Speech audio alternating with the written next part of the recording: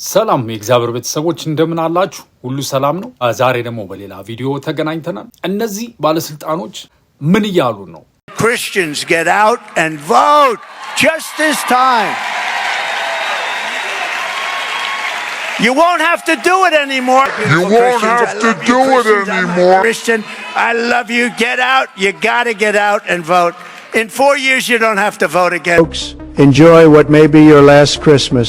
Folks, enjoy what may be your last Christmas. This will be the last election.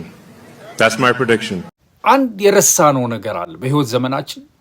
እነዚህ ባለስልጣናት ከወደቁት መላእክት ጋር ያላቸውን ቁርኝት ካለማወቅ የተነሳ ሰዎች የሚናገሩንን ነገር እንደ ሲሪየስ አድርገን አናየው። እንግዲህ ይሄ አሜሪካኑ ፕሬዝዳንት እያለ ያለውን ሰምታችሁታል። ይሄ ዶናልድ ትራምፕ የሚለው ከዚህ በኋላ ምርጫ አይኖረንም፣ ፕሊዝ ክርስቲያንስ ምርጫ ወጣችሁ ምረጡ ሲል ምን ለማለት ፈልጎ ነው? በድጋሚ ደግሞ ይሄ የአሜሪካ አንደኛው ባለሀብት ወይንም ዌልዚ የሚባል ሰው ኤለን ማስክ የሚባል ሰው የብዙ ካምፓኒዎች ባለቤት የሆነው ኤለን ማስክ እየተናገረ ያለው ነገር ሰምታችሁታል። ኤለን ማስክ ከዚህ በኋላ ምርጫ የለም እያለ ነው። እንግዲህ እነዚህ ሰዎች ዝም ብለው የሚናገሩን ይመስላችኋል? እስቲ እናስተውል እነዚህ ሰዎች ምን ለማለት እንደፈለጉ።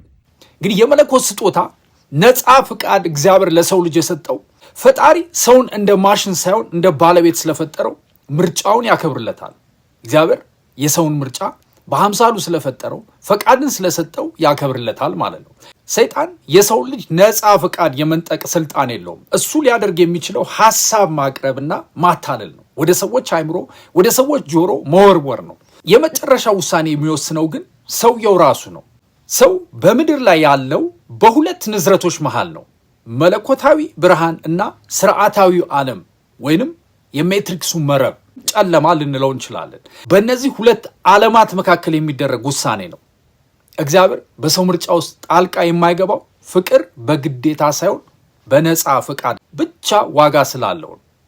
ስለዚህ ወዳጄ ጊዜው ለማለቁ መንግስታት እየነገሩን ነው፣ ባለስልጣኖች እየነገሩን ነው፣ ዓለም እየነገረችን ነው።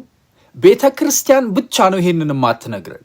ዛሬ እንድትነቃ በቤተ ክርስቲያን ፋንታ ሆኜ እኔ እነግርሃለሁ። ዓለማችን እየጨረሰች ነው፣ ኤክስፓየሪ ዴቷ ደርሷል።